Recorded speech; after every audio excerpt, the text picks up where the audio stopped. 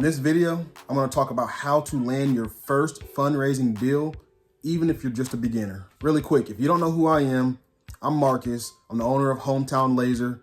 I do consulting and coaching, but how I got this started was by using my laser to create products, to manufacture, to provide the products to schools and organizations for their fundraisers. So of course I sell those items to them, or I just hold the fundraiser completely and then we split the profit. Let's get right into it. Step one is researching and identifying potential partners. What you want to do is start with schools, local organizations, and churches. Those are the lowest hanging fruit. You want to start with those, and plus those are the lowest hanging and the biggest. One other option you can do is look for organizations and groups that hold fundraisers continuously throughout the year. Look for them and then team up with them. But also, when you do that, you want to build you a list of all of the potential contacts, because what we're going to do is dive into that list and start calling them. You can do phone calls. If you have a cell phone number, you can do text, you can do email, and then you can also just walk in and then ask to speak with someone. Step two is you want to create a pitch. A pitch is basically selling you and what you have to offer them. So you want to make it a simple pitch, something quick. Hey, my name is Hometown Laser. I do this and this, and I'd like to help you to do it in your business or your organization. I want to show you how I can help you to make a profit.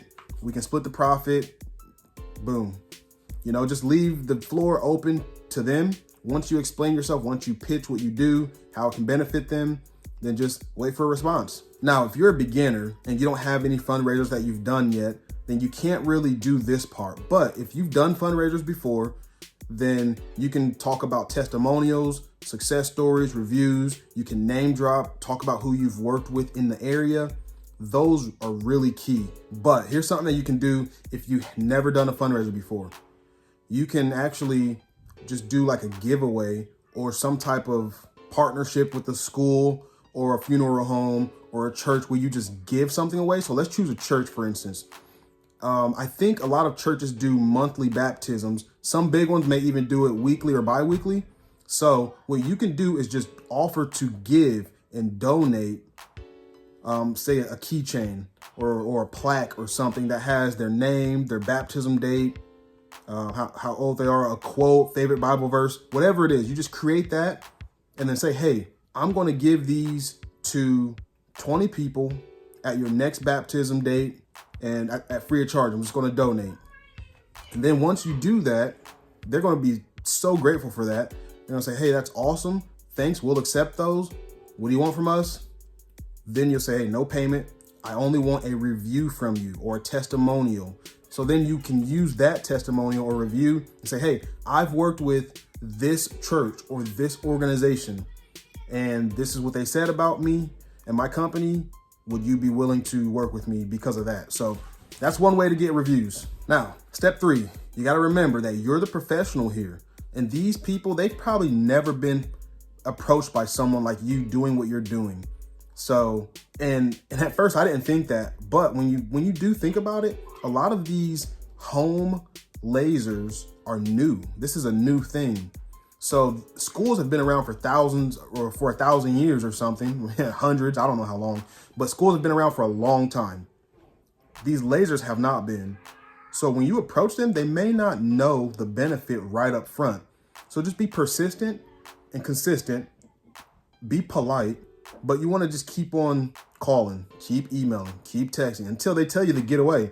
You know, they'll tell you to either, yes, come on in, let's do this, or they'll say, get away. So with that being said, you're the professional and you want to provide them with the fundraising tips and the strategies and the things to do, the things not to do, things like that. So you want to get sharp with that stuff too. Now, one of the most crucial parts to this final step, it could be the thing that makes your business thrive all year long for years to come, or it can make you just be a one-hit wonder and just never do it again.